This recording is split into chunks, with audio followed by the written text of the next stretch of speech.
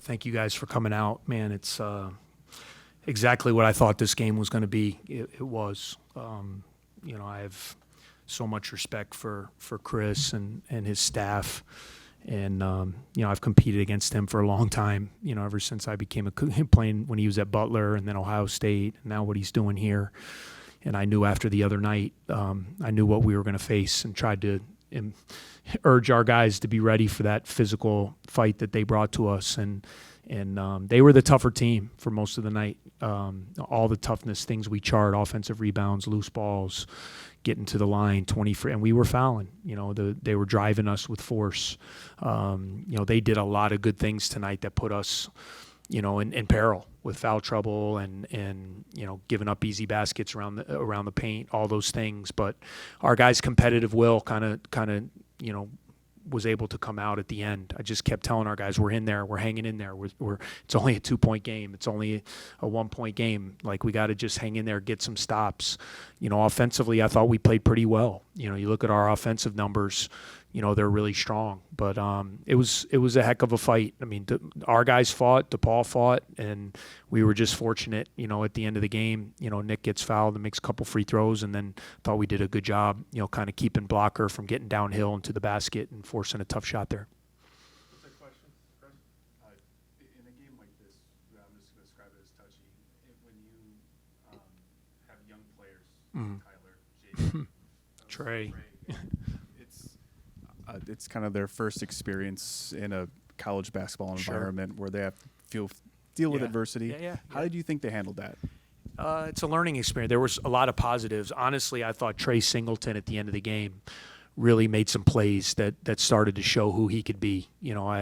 I've been trying hard to unlock his talents, and he's played well, but he's been in a lot of foul trouble, and he's trying to find his way, kind of playing off of Arrington, playing off of Nick, playing off of Jaden.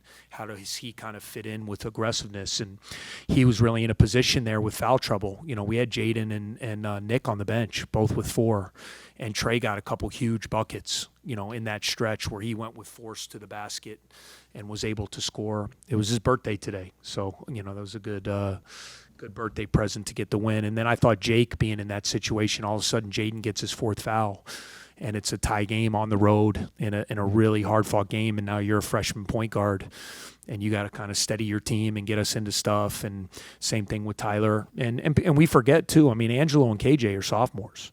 And they didn't play a ton, especially Angelo. He played spot minutes last year, and for him to now be in that kind of role and be playing at the end of games, they're real learning experiences. And that's where what you have to do at the end is you got to lean on your vets. And that's what Nick and obviously AP, had a huge game. He was able to really carry us offensively for big stretches of the game tonight.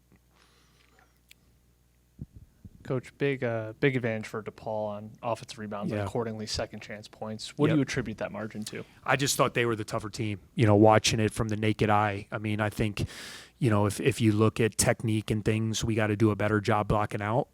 But I thought their physical nature, they were wedging us under the basket. They were attacking the basket with force. They were going to the, we were fumbling. We had some balls that I thought we had in our hands, and they kind of ratted them out and were able to dig them out and score. So they were just the more physical, tougher team for a majority of the night in those areas. And, that's something that we really have to improve upon, as we continue to play. Obviously, we're in a real tough stretch of games right now.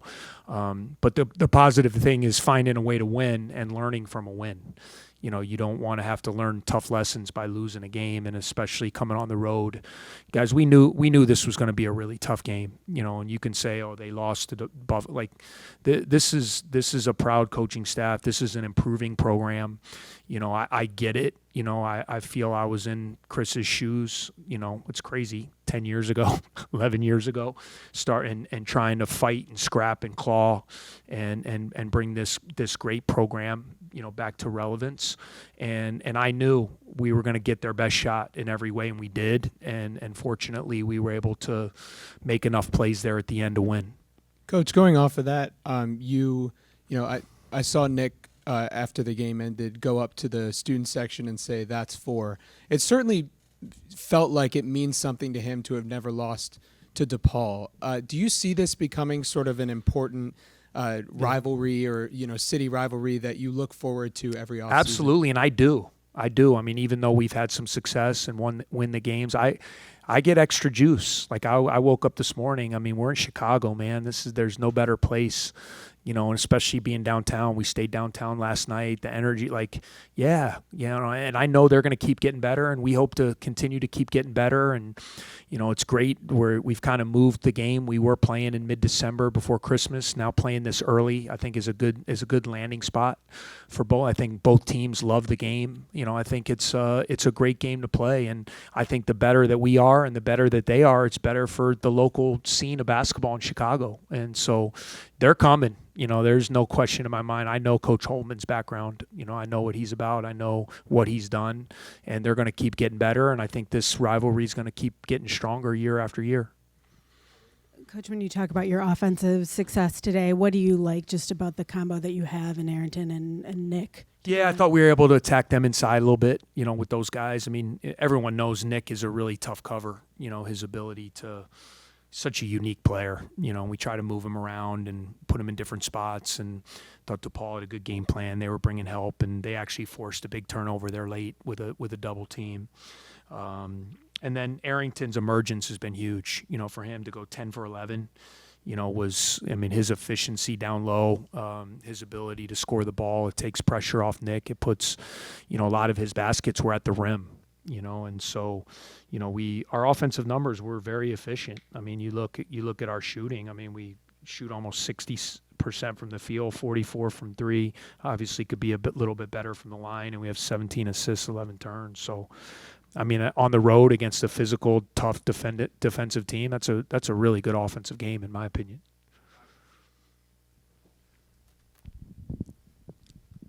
Coach, you've talked a lot about experimentation with a deeper rotation.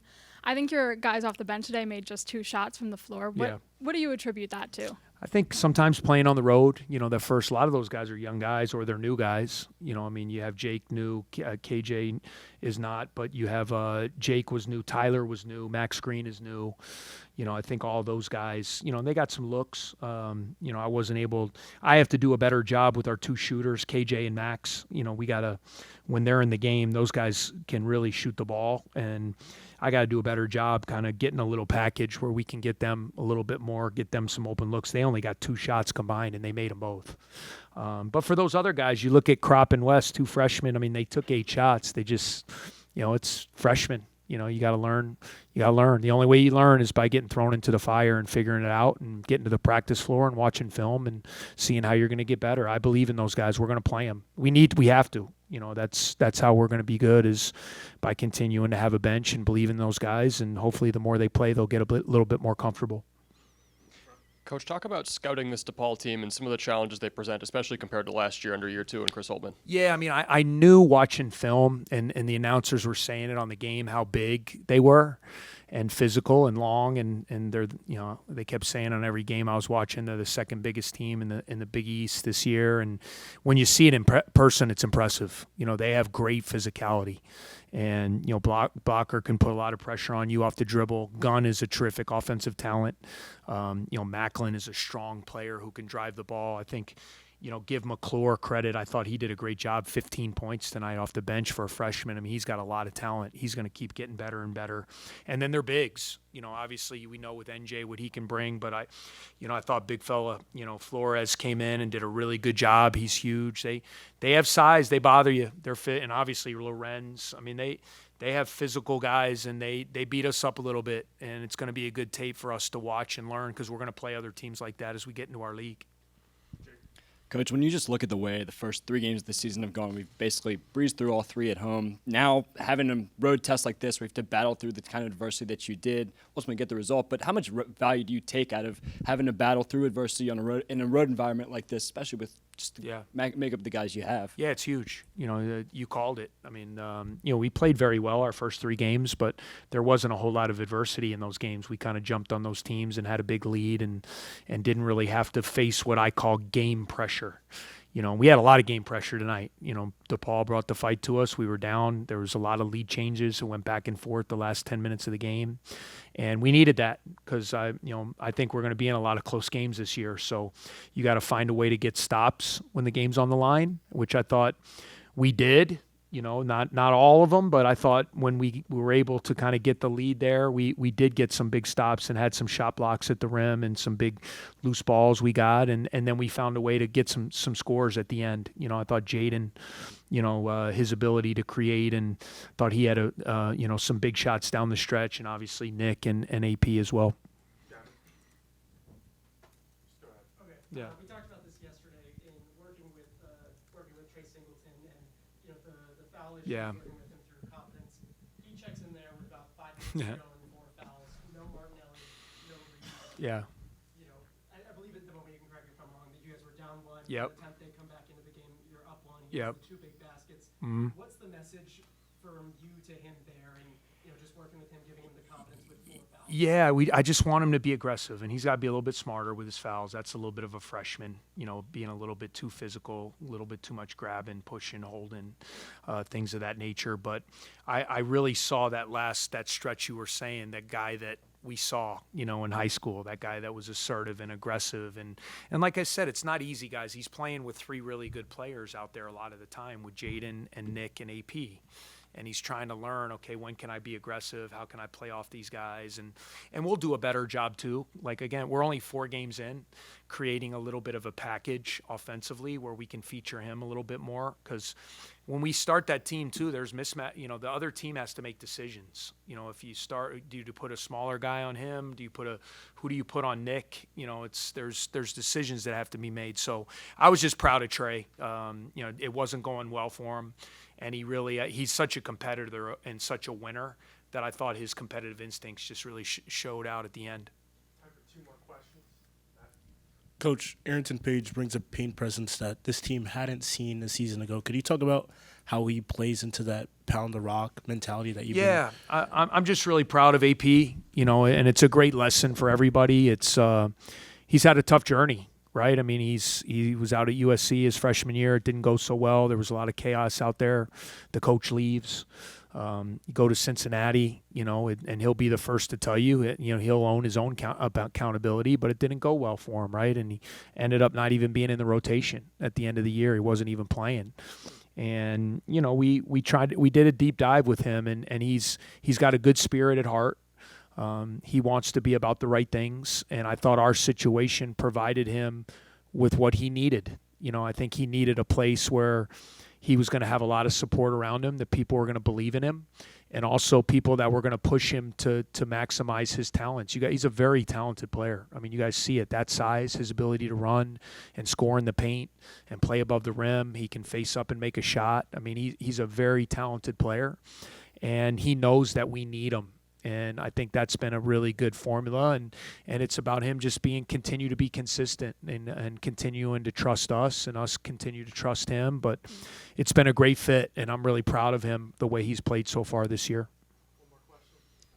Coach, at the end of the first half, KJ and Max with some really big threes to Yeah. keep the lead within 1 possession. Yep. Kind of like, are those scenarios where you see those guys off the bench, you putting them in to just do just that, kind of those spot-up threes? Yeah, I mean, we need their shooting. I mean, they're better. They're players too. They're not just shooters, but that's what they do best. And they're our 2 best shooters on our team. So, for us, and like I said, the more I'm still learning my group too.